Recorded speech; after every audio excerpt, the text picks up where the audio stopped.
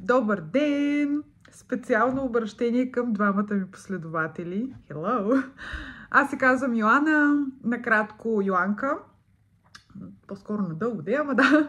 Аз съм на 25 години и съвсем наскоро, преди около година, се прибрах обратно в България след почти 6 години в Холандия. Поработих, получих и така се превърнах ежедневието в едно своеобразно приключение.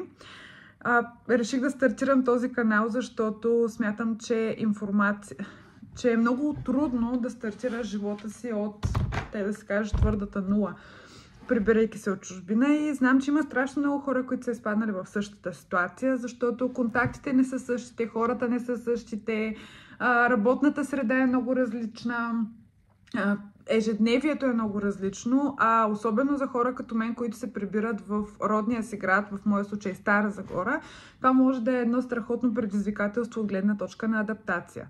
Много от вас може би си мислят какво да правя за свободното си време, други как да си намеря работа, четвърти как да направя хобито си работа и пети как да се запознавам с нови хора, да обогатявам контактите си или дори да намеря човека до себе си. Аз минавам през това цялото нещо от една година насам. Снимам гигабайти контент, но не го споделям и аз нямам идея защо.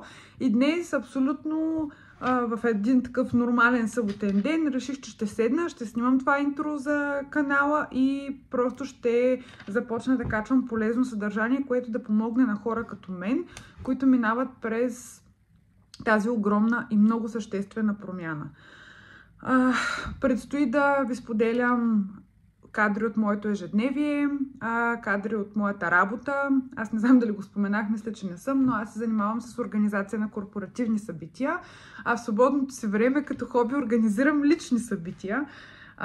И така се получиха нещата, че преди една година, малко повече от една година всъщност, аз реших, че ще превърна хобито си в работа, което никак не беше лесно решение, защото аз преди това изобщо не знаех какво ми се прави, с какво искам да се занимавам и някак си процеса да достигна до този момент беше най-голямата въпросителна, с която се сблъсках след прибирането ми. Сократце, те да се каже, много се радвам, че сте попаднали на моя влог. Надявам се да ме последвате и да нямам двама последователи, а да имам поне трима.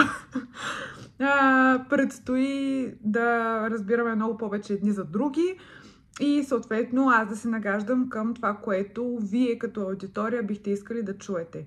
Приветствам всеки, който има някакви коментари, въпроси, да ги задава, защото това би бил най-лесният начин аз да правя качествен контент и качествено, хубавата българска дума, съдържание. Така че оставам на линия и да започваме.